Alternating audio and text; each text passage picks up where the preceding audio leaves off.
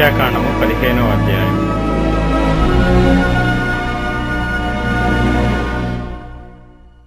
మరియు యెహోవా మోషేకు ఇలాగు సెలవిచ్చెను, నీవు ఇశ్రాయేలీయులతో ఇట్లనము, నేను మీకిచ్చుచున్న దేశ నివాసములలో మీరు ప్రవేశించిన తరువాత యెహోవాకు ఇంపైన సువాసన కలుగునట్లుగా గోవులలోని దానినే కాని గొర్రె మేకలలోని దానినే కాని దహన బలిగానైనను బలిగానైనను తెచ్చి మ్రొక్కుబడి చెల్లించుటకనియో స్వేచ్ఛార్పణగాననియో నియామక కాలమందు అర్పించునది అనియో దేనినైనను మీరు అర్పింపగోరిన ఎడల యెహోవాకు ఆ అర్పణము నర్పించువాడు 30 నూనెతో కలపబడిన 2 పళ్ల పిండిని నైవేద్యముగా తేవలెను.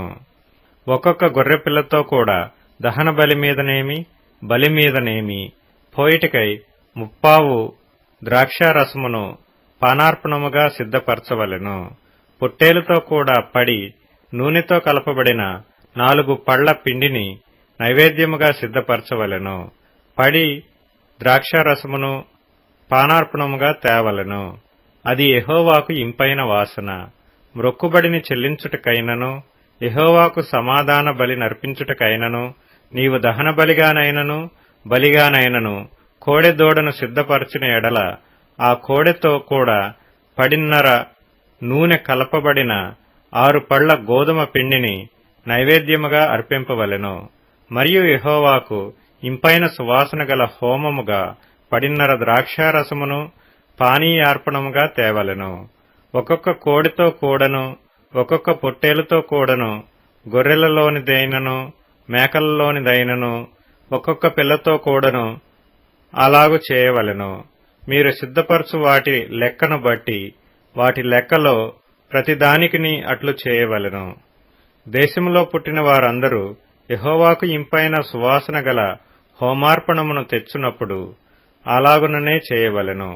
మీ యొద్ద నివసించు పరదేశి గాని మీ తరతరములలో మీ మధ్యనున్న వాడెవడు గాని యెహోవాకు ఇంపైన సువాసన గల హోమము అర్పింపగోరినప్పుడు మీరు చేయనట్లే అతడును చేయవలెను. సంఘమునకు అనగా మీకును మీలో నివసించు పరదేశికిని ఒక్కటే కట్టడ, అది మీ తరతరములకు ఉండు నిత్యమైన కట్టడ.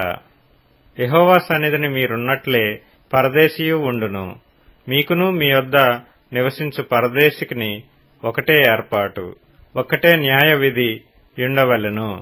యెహోవా మోషేకు ఇలాగు సెలవిచ్చెను, నీవు ఇశ్రాయేలీయులతో ఇట్లనము, నేను మిమ్మును కొనిపోవచున్న దేశములో మీరు ప్రవేశించిన తరువాత మీరు ఆ దేశపు ఆహారమును తినినప్పుడు ప్రతిష్ఠార్పణమును యెహోవాకు అర్పింపవలెను.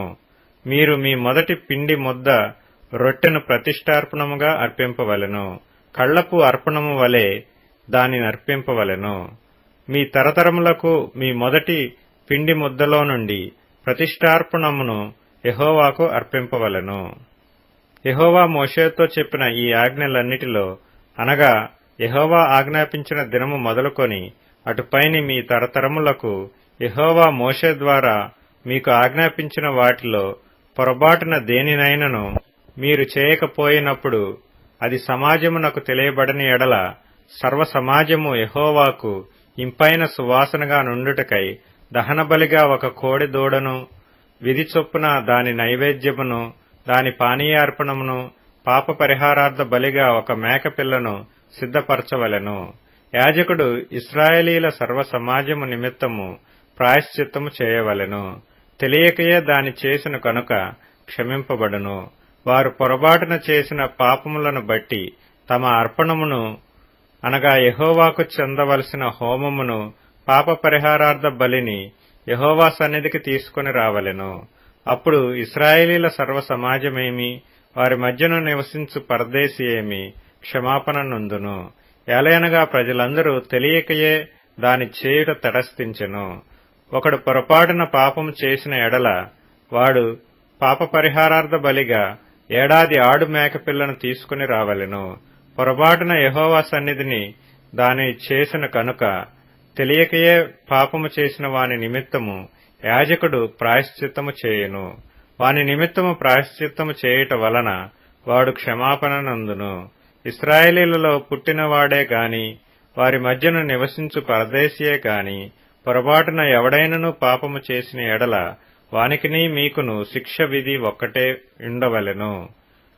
అయితే దేశమందు పుట్టినవాడే గాని పరదేశియే గాని ఎవడైనను సాహసించి పాపము చేసిన ఎడల వాడు యెహోవాను తృణీకరించిన వాడగును గనుక అట్టివాడు నిశ్చయముగా జనులలో నుండకుండా కొట్టివేయబడును. వాడు యెహోవా మాటను అలక్ష్యము చేసి ఆయన ఆజ్ఞను మీరినందున నిశ్చయముగా కొట్టివేయబడును. వాని దోషశిక్షకు వాడే కారకుడు. ఇశ్రాయేలీయులు అరణ్యములో ఉన్నప్పుడు ఒకడు విశ్రాంతి దినమున కట్టెలు ఏరుట చూచిరి. వాడు కట్టెలు ఏరుట చూచిన వారు మోషే యొద్దకును అహరోను నొద్దకును సర్వసమాజము నొద్దకును వానిని తీసుకొని వచ్చిరి. వానికి ఏమి చేయవలనో అది విస్తపరచబడలేదు గనుక వానిని కావలిలో ఉంచిరి. తరువాత యెహోవా ఆ మనుష్యుడు మరణశిక్ష నొందవలెను. సర్వసమాజము పాళెము వెలుపల రాళ్లతో వాని కొట్టి చంపవలెనని మోషేతో చెప్పెను. కాబట్టి యెహోవా మోషేకు ఆజ్ఞాపించినట్లు సర్వసమాజము పాళెము వెలుపలికి వాని తీసుకొని పోయి రాళ్లతో వాని చావగొట్టెను.